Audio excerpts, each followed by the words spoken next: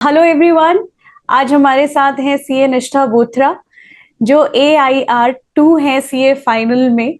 और आज थोड़ी सी उनसे बात करेंगे, समझेंगे कि उन्होंने कैसे रिवीजन स्ट्रैटेजी अपनाई और क्या एग्जाम से पहले किया जो आज वो AIR 2 ऑफ सीए फाइनल है।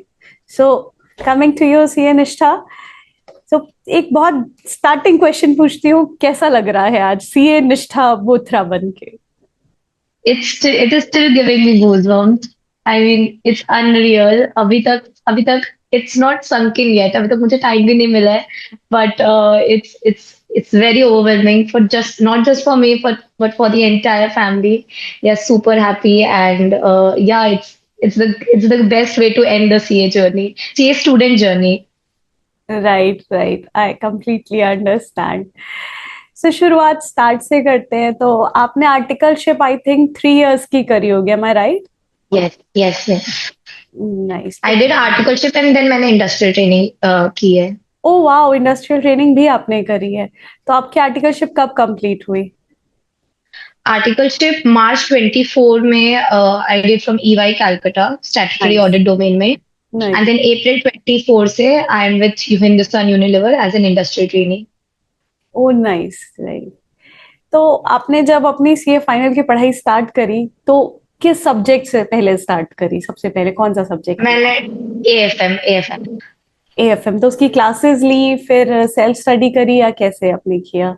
क्लासेस, मतलब क्लासेस मैंने सारे सब्जेक्ट्स की क्लासेस ली एंड देन लास्ट 1 ईयर में जैसे मई 24 से आई स्टार्टेड थोड़ा बहुत सेल्फ स्टडी. जैसे जो क्लासेस मैंने बहुत पहले की है उनका मैंने सेल्फ स्टडी खुद से स्टार्ट कर दिया था.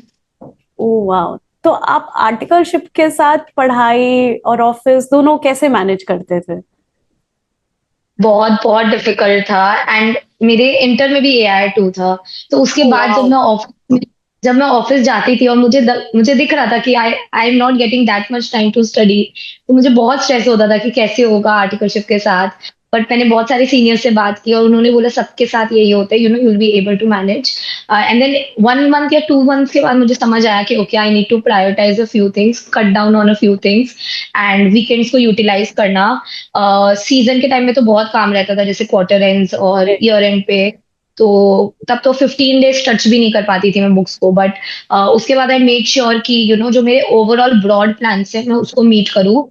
अगर मुझे वीकेंड्स को ज्यादा टाइम देना पड़ रहा है या कुछ कहीं मेरा ट्रैवल कम हो रहा है या मैं बाहर का कुछ प्लान्स कम बना रही हूँ या सोशल मीडिया से थोड़ा कम मैं यूज कर रही हूँ, जहां से भी मैं टाइम निकाल सकूं मैं पढ़ाई कर पाऊँ. ओके। तो आपने बीच में सोशल मीडिया मेंशन किया, मुझे पक्का पता है कि हमारे स्टूडेंट्स जानना चाहेंगे कि आप सोशल मीडिया को कितना टाइम देते थे पढ़ाई के साथ साथ। मतलब बिल्कुल कट ऑफ था या एक लिमिटेड टाइम, कैसे था वो? अगस्त 24 के बाद बिल्कुल कट ऑफ था. लाइक मैंने इंस्टा डीएक्टिवेट कर दिया, स्नैपचैट अनइंस्टॉल कर दिया. लिंक्डइन मैंने आई थिंक अक्टूबर या नवंबर में मैं हटाई थी. मेरे फोन में सिर्फ व्हाट्सएप और टेलीग्राम था. और क्योंकि मेरा बहुत हेक्टिक शेड्यूल था because Hindustan Unilever I for my industrial training I shifted to Mumbai. Now hmm. Mumbai is like travelling was taking 2.5 hours 3 hours. And then मुझे पढ़ाई भी करनी है, ऑफिस का भी काम है, क्लासेस भी करनी है, मेरे को थोड़ा सेल्फ स्टडी भी करना था. मेरे को लग रहा था कि सोशल मीडिया इज लाइक मैं ब्रेक की तरह भी सोशल मीडिया को यूज नहीं कर पा रही हूँ because it was too distracting. And कभी कभी एक पूरा इतना सेट रूटीन बन गया था कि अगर आप कुछ और देखो तो आपको थोड़ा क्वेश्चन आने लग जाते हैं कि ये क्या, मैं एक ही लूप में चल रही हूँ. मैं 6 बजे उठ रही हूँ, 7 o'clock तक मैं पूरा ऑफिस के लिए रेडी हो रही हूँ. Then I am doing my class, then I am travelling to office, फिर ऑफिस से आके फिर I am completing my class, then self study and then the next day the clock start. तो इसके बीच में मेरे पास मैं टाइम ही नहीं निकाल पा रही थी. तो मैंने बोला एक बार मैं कट ही करती हूँ. सब चीज मैंने कट किया जो भी अनप्रोडक्टिव चीज था. हाँ। अगर मेरे को ब्रेक लेना होता था, जैसे मैं बाहर जाती थी बट मैं बहुत देख के बाहर जाती थी कि हाँ चलो ऐसे जगह जाते हैं जहाँ माइंड थोड़ा कूल हो, काम हो, ताकि मैं वापस बाउंस बैक करूँ अच्छे से पढ़ाई में. ऐसे मैंने पूरा प्लान आउट किया था लास्ट 1 ईयर. उससे पहले मेरे पास सोशल मीडिया था बट तब तो काम का इतना स्ट्रेस होता था तो आपको याद ही नहीं आता था सोशल मीडिया मतलब. Right right. मतलब सीए जर्नी आपको सीए बनने से पहले ही ये रियलाइज कर देती है कि लाइफ को कैसे प्लान करना है। लोग, हमने पढ़ा है ना, ऑडिट प्लान बनाना होता है, बट हाँ आप हाँ उससे पहले हाँ. ही सीख जाते हो कि आपको डे कैसे प्लान करना है, लाइफ कैसे प्लान करनी है। नाइस ये नाइस। तो आपसे क्वेश्चन और है मेरा कि रिवीजन कैसे आप करते थे? कि मतलब लास्ट मिनट स्ट्रैटेजी आपकी क्या थी कि अब एग्जाम्स आ रहे हैं, 1 वीक है, 1 मंथ है, तो रिवीजन के लिए क्या स्ट्रैटेजी यूज करते थे आप? जैसे जब मेरे को स्टडी लीव 4 मंथ्स का मिला था, मैंने तभी डिसाइड कर लिया था कि कि मेरे कितने, मतलब कितना मेरे को टाइम एलोकेट करना है हर सब्जेक्ट में। मैंने एक ब्रॉड प्लान बना लिया था। तो उसमें मेरा अराउंड 4 to 5 रिविजन निकल रहा था। बिकॉज मैंने क्लासेस बहुत रिसेंट में की थी कुछ कुछ सब्जेक्ट की, तो मेरे को पता था मुझे कम टाइम लगेगा। और एक चीज जो मेरे को बहुत हेल्प की रिविजन में, कि मेरा कंसेप्ट बहुत क्लियर था। जैसे मैं जब क्लासेस करती थी, I literally did classes with the utmost sincerity. ऐसे नहीं कि ऑफिस से थके आए हैं तो मैं लेट के कर रही हूँ या ऐसे। I made my proper notes में एकदम कंसेप्चुअल क्लैरिटी। सर अगर कुछ होमवर्क दे रहे हैं तो मैं वो भी करती थी, टेस्ट होते थे तो मैं वो भी दे देती थी। तो उसकी वजह से मेरे कॉन्सेप्ट बहुत ज्यादा स्ट्रांग हो गया था। तो मेरे को पता था कि मैं अगली बार मैं पढ़ूंगी तो मेरे को कम ही टाइम लगने वाला है। तो जब फर्स्ट राउंड ऑफ रिविजन हुआ, उसके बाद मैंने डिसाइड कर लिया कि अब बस कट डाउन करते रहो सिलेबस को। कि अगली बार अगर फॉर एग्जाम्पल पहला रिविजन में मुझे 8 8 डेज लगा है, तो दूसरे रिविजन में मेरे को 4 या मैक्सिमम 5 दिन लगना चाहिए। तीसरे रिविजन में 2.5 3 3 डेज लगना चाहिए। तब जाके वो लास्ट डे मेरा 1.5 डेज बन जाता था। तो ऐसे करके मेरा प्लान आउट किया। खुद के थोड़े बहुत समरी नोट्स बना लिए, स्टिकी नोट्स लगा लिए, ताकि वो सेम कॉन्सेप्ट को पढ़ने में मेरे को मे बी 2 मिनट लगे, मैं बस ग्लांस थ्रू कर लूँ। और एक बार आप सेम चीज को 2 या 3 बार पढ़ लेते हो, तो आपका एक इमेज मैपिंग हो जाता है, माइंड मैपिंग हो जाती है कि हाँ राइट। बुक के इस तरफ में ये था, इसके बाद ये कॉन्सेप्ट आ रहा था। तो लिटरली एग्जाम्स में जब मैं लिख रही थी, मुझे ऐसा लग रहा था मेरे सामने बुक है, मैं एक एक वर्ड ऐसे, मेरे को ऐसा लग रहा था मैं इमेजिन कर पा रही हूँ पूरा बुक को। नाइस। तो जैसे आपने मेंशन किया कि आपने टेस्ट वगैरह दिए हैं बीच में, तो आप क्या क्वेश्चंस वगैरह भी सॉल्व करते रहते थे बैक टू बैक कि हाँ रिवीजन हो रहा है? मतलब आपने समरी नोट्स तो जैसे अपने बनाए ही बनाए, क्वेश्चंस की क्या फ्रीक्वेंसी रहती थी और क्वेश्चंस कैसे सॉल्व करते थे आप? जैसे जब पहला रिवीजन हुआ था, पहला रिवीजन आई थिंक जब पहले पहले क्लासेस किए थे, तब जो टीचर्स होते हैं उनका एक क्वेश्चन बैंक आता ही है मोस्ट ऑफ द टीचर्स का। तो उनके साथ वो पूरा सॉल्व कराते, तो मैं खुद भी सॉल्व करती थी बैठ के उनके साथ में। या मैं कभी कभी ऐसा होता था, मैं उनको पॉज कर देती थी, उन्होंने कुछ कॉन्सेप्ट समझा और मैं खुद ही क्वेश्चन सॉल्व करी हूँ कि I am I able to apply the concept जो सर ने अभी पढ़ाया है। तो पहला मैं वैसे करती थी। जब मैं खुद से सेल्फ स्टडी स्टार्ट की, तो एक बार पूरा सर का मटेरियल या जो भी टीचर का मटेरियल मैंने वो किया। फिर मैं अराउंड 1 to 2 डेज एलोकेट करती थी कि मैं आईसीआई का सारा आरटीपी एमटीपी पीवाईक्यू मैं एक बार पूरा ग्लांस थ्रू कर लूँ। कि मुझे कुछ अगर नया मिले तो मैं उसको मार्क करके रख लूँ कि अगली बार मेरे को ये देखना कि एक नया कॉन्सेप्ट है, या मे बी सर के मटेरियल में कवर नहीं है, क्योंकि क्लासेस हम थोड़ा पहले ले लेते हैं, उसके बाद 2 3 अटेम्प्ट ऑलरेडी आ जाते राइट। हैं। तो उनका आरटीपी उनका पीवाईक्यू ये सब कहीं मिस ना हो जाए मेरे से। तो मैं ये सब उसको करके मार्क कर लेती थी। बाकी रिटन प्रैक्टिस थोड़ा इंपॉर्टेंट रहते हैं, because it is a written exam not an oral exam. तो आप लिख पा रहे हो कि नहीं। और आइडेंटिफाई करना, मैं चेक भी करती थी कि जो मेरा प्रेजेंटेशन है, जो आईसीआई का प्रेजेंटेशन है, ऐसा कोई मटेरियल पॉइंट नहीं है ना जो मैं छोड़ दे रही हूँ। मतलब थोड़ा बहुत तो चेंजेस आए गए जैसे डिजाइनिंग स्ट्रक्चरिंग में, बट कोई मटेरियल कोई प्रोविजन कोई पॉइंट जो मुझे आता है, बट मुझे यही नहीं रियलाइज हो रहा कि मेरे को आंसर में लिखना है। तो तब मुझे बहुत खराब लगता था कि यार ये आते हैं, बट मेरे को पता नहीं था ये आंसर में लिखना है, वरना मैं लिख लेती। तो मैं बहुत ऐसे देखती थी कि हाँ चलो ये भी लिख सकते हैं, इसको मार्क कर लेते हैं। प्लस मैं मोस्टली आईसीआई मटेरियल से, जैसे for a subject like audit I refer the ICI material. तो उसमें मैं प्रोफेशनल एथिक्स फॉर एग्जांपल, तो मैं वो प्रोविजंस के पास में, क्लॉज के पास में ही लिख लेती थी। इससे ये क्वेश्चन आया है, इसमें ये ओ। पॉइंट भी इसी प्रोविजन में हाँ। कवर्ड है। तो बहुत ही अच्छा, मतलब एक प्लान बना लिया था कि अगली बार मेरे को सारे पॉइंट्स भी मेरे कवर हो जाए, सारे इंपॉर्टेंट ट्रिकी पॉइंट्स भी कवर हो जाए, और उसके बाद मैं पढ़ भी लूँ सब साथ में। और मैं ना अपनी गलतियां लिखती थी, मतलब मेरे हर कॉपी के लास्ट के, मतलब हर सब्जेक्ट के लिए मेरे पास एक कॉपी था, जिसके लास्ट के 15 20 पन्नों में मैं अपनी गलतियां लिख रही हूँ चैप्टर वाइज।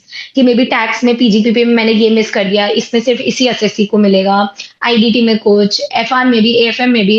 एफआर एएफएम में थोड़ा कमी होता था, बट मोस्टली डीटी और आईडीटी में ये बहुत मेरे को हेल्प करता था कि मैं लिख लेती थी हम्म। कि कुछ कुछ एकदम इंपॉर्टेंट पॉइंट्स है। कोई भी एक पूरा क्वेश्चन अब मेरे को वापस देखने की जरूरत नहीं है, वो एक पॉइंट देख लो हो जाएगा।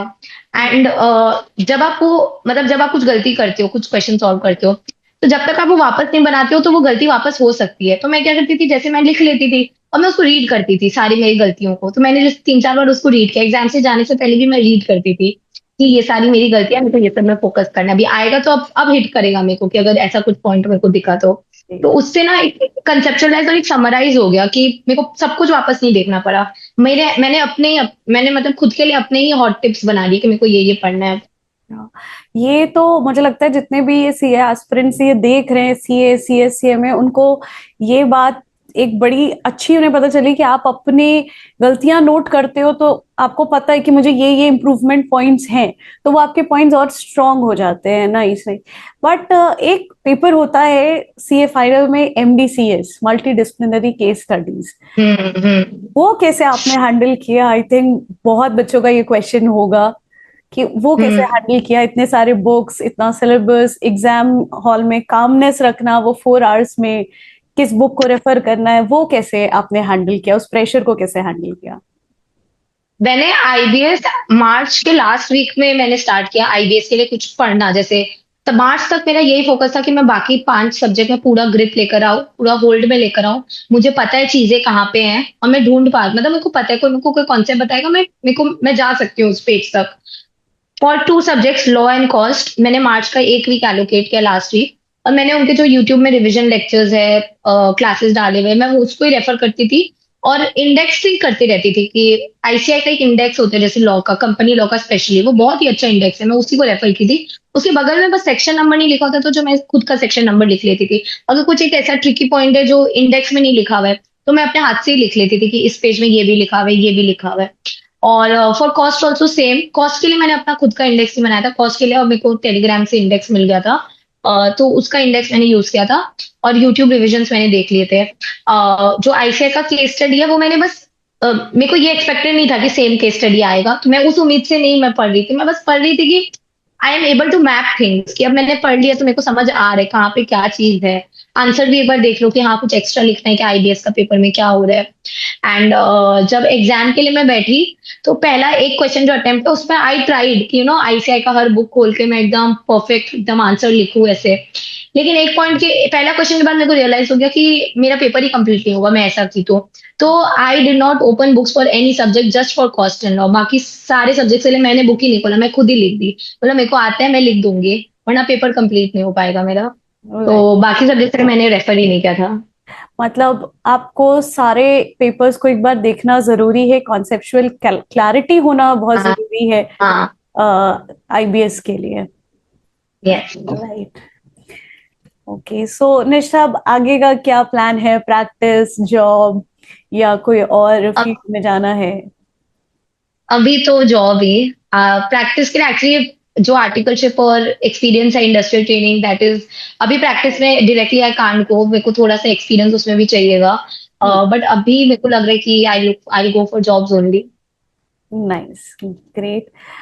सो थैंक यू निष्ठा, आपसे बात करके बहुत अच्छा लगा। एक्चुअली सीए निष्ठा, आपसे बात करके बहुत अच्छा लगा, एंड आई होप जितने भी एस्पिरेंट्स इसको देख रहे हैं उनको भी बहुत हेल्प मिली होगी। और thank you, will connect later. Thank you so much for having me, thank you.